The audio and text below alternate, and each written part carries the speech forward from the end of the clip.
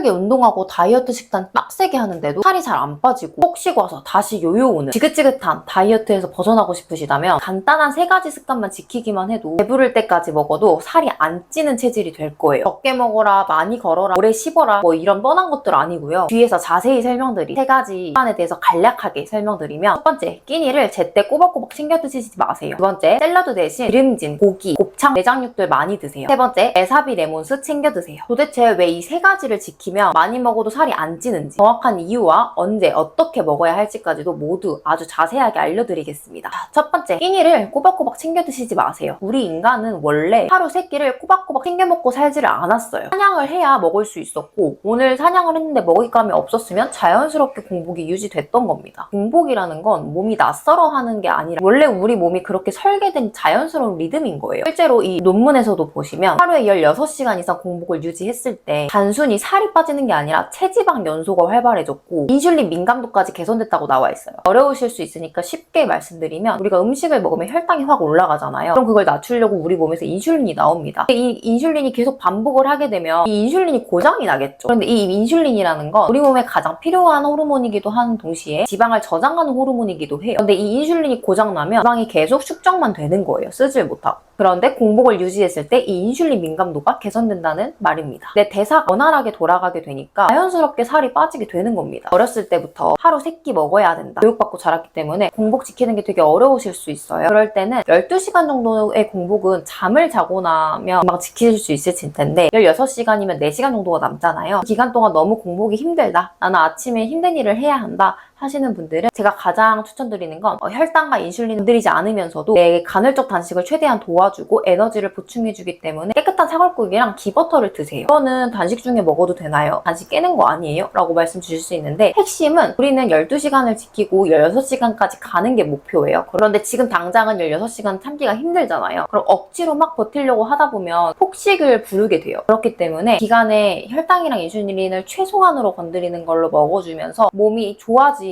시작할 때 물이랑 소금만으로 16시간을 버틸 수 있게 되는 몸이 자연스럽게 되거든요. 이거 먹으면 살 안 빠지는 거 아니에요? 네, 아니에요. 체지방 연소에도 도움이 되는 음식들입니다. 그리고 두 번째, 샐러드 대신 아주 기름진 고기와 곱창류를 많이 드세요. 보통 다이어트 하면 닭가슴살 샐러드를 많이 떠올리시고 막 쟁여놓으시죠. 근데 사실 우리가 이렇게 단백질이랑 채소만 챙기게 되면 포만감이 없기 때문에 폭식으로 이어지게 됩니다. 닭가슴살 샐러드 드시고 비건빵 같은 거 많이 드시잖아요. 근데 이게 왜 그러냐면 포만감을 유지해주는 지방이 없기 때문이에요. 포만감을 유지하는데 중요한 건 포만감 호르몬인 렙틴 호르몬이랑 혈당 안정성이거든요. 그런데 채소랑 단백질만 먹으면 소화가 빠르고 혈당도 금방 떨어지니까 금세 다시 배가 고파집니다. 그래서 제가 아까 간헐적 단식을 처음에 시작하실 때 사골국이랑 버터를 드시라고 말씀드린 이유가 이 포만감 호르몬을 느끼기 위해서예요. 그래야 다음 끼니에 자식이나 폭식 없이 자연스럽게 드실 수 있게 되는 거예요. 특히나 이 곱창이나 대창, 내장류들이랑 삼겹살에 들어있는 이 좋은 지방들은 혈당이랑 인슐린을 거의 자극하지 않으면서 배부름 신호를 주는 렙틴을 안정적으로 분비를 시켜줍니다. 사실 다음 끼니가 돼도 그렇게 배고프지 않습니다. 그래서 우리는 꼬박꼬박 3끼를 먹지 않아도 되는 상태가 자연스럽게 설계가 되는 거예요. 이 연구를 좀 보시면 지방 섭취 비율이 높은 식단을 했을 때 단순히 저칼로리 다이어트를 했던 것보다 체중 감량도 효과가 크고 유지율도 높다는 결과가 나왔어요. 여기서 많이 나오는 질문이, 곱창이나 대창 같은 거 콜레스테롤 높여서 몸에 나쁜 거 아닌가요? 그런데 혈중 콜레스테롤이랑 우리가 음식으로 섭취하는 콜레스테롤을 직접적으로 연관성이 크지 않다는 최근 연구의 결론들이 많습니다. 오히려 우리가 먹는 가공식품, 설탕, 트랜스지방 이런 것들이 문제가 되는 거예요. 그리고 세 번째는 식사하실 때 에사비 그리고 평소에 레몬수를 챙겨 드세요. 이게 진짜 간단한데 아주 큰 효과를 주는 루틴이에요. 일단 사과 식초 먼저 말씀드리면, 이 미국 애리조나 주립대 연구에서 나온 건데, 식사 전에 식초를 섭취한 그룹이 혈당 상승이랑 인슐린 분비가 낮아졌다는 결과가 있어요. 그래서 저는 사실 식전이랑 식중으로 계속 에사비를 마십니다. 저는 워낙 기름진 고기들을 많이 먹기 때문에 위산이 잘 분비가 되어야 소화가 잘 돼요. 그래서 위산 분비도 해주고 혈당 스파이크도 막을 수 있기 때문에 계속 마십니다. 그리고 레몬수는 구연산이라고 피로회복제로 많이들 알고 계시는 성분이 있으실 거예요. 근데 그게 레몬에 많습니다. 이걸 먹게 되면 이제 피로한 물질인 젖산을 분해해주기 때문에 피로회복에 도움을 주고 붓기랑 혈압 조절에도 굉장히 좋아요. 그럼 어떻게 드시면 되냐면, 식전에 에사비 한 스푼에 물 150에서 200ml 시원하게 타서 드시면 됩니다. 근데 사과수랑 레몬수의 산 때문에 치아가 부식될 수도 있으니까 치아가 약하신 분들은 이렇게 저처럼 빨대를 꽂아서 드시면 됩니다. 레몬수는 이렇게 물 한 200ml 정도의 레몬수를 타가지고 빨대를 꽂아서 그냥 마셔요. 이제 밖에 나가는 외부 활동이 있을 때는 텀블러에 레몬수를 꼭 타서 가져가서 먹어요. 이게 상큼함을 주기도 해서 커피에 대한 유혹도 떨쳐낼 수 있고 피부가 진짜 계속 꾸준히 먹으면 좀 맑아집니다. 여기서 가장 많이 물어보시는 게 위가 약한 사람도 식초랑 레몬수 괜찮나요? 이것도 두 가지 경우 수로 좀 나눠보실 수 있어요. 위산이 부족해서 생기는 위염이랑 위산이 과다해서 생기는 위염이 있어요. 그래서 위산이 이미 과다하게 나오는 위염이라면 레몬수나 식초가 좀 자극이 되실 수 있으니까 너무 심하시다면 잠시 중단하시거나 물을 500ml에 아주 소량 한 스푼씩 타서 드시면서 괜찮다 싶으시면 적응을 해나가셔도 좋고, 반대로 위산이 부족한 경우에는 위산을 촉진시켜줄 수 있기 때문에 레몬수랑 식초를 드시면서 식사를 하셔도 되고 평소에 좀 드셔주시면 소화를 시키고 더부룩함에 좀 도움이 되실 겁니다. 자, 그래서 제가 실제로 10kg를 빼면서 지금까지 유지해오고 있는 3가지 습관을 말씀드렸는데요. 사실 저도 적게도 먹어보고 많이도 움직여보고 그리고 밖에 나가서 외식한다고 하면 항상 샐러드를 먹었어요. 근데 내가 과연 다이어트를 왜 하는지에 대한 목적에 대해서 현타가 좀 오더라고요. 그래서 이렇게 하는 거 말고 우리가 원래 살던 방식대로 하면 자연스럽게 맞추시지 않을까 해서 시작했던 이런 습관들인데, 이건 과학적으로도 입증된 습관이기도 해요. 살만 빠지는 게 아니라 몸속에 염증이 사라지니까 피부도 좋아지고 자연스럽게 머릿속에 브레인 포그도 없어지니까 만성 피로가 확 줄어요. 그러면서 자연스럽게 공복이 익숙해지고 우리는 요요 없이 평생 살이 잘 빠지는 체질이 되고 건강하게 살 수 있는 습관들을 몸에 익혀 나가시는 게 가장 빠르고 그리고 건강한 방법이더라고요. 궁금하신 부분이 있으시거나 좋은 습관이 있어서 공유하고 싶다 하시는 분들은 언제든 댓글로 남겨주세요. 그럼 오늘도 에너지 넘치는 하루 되세요.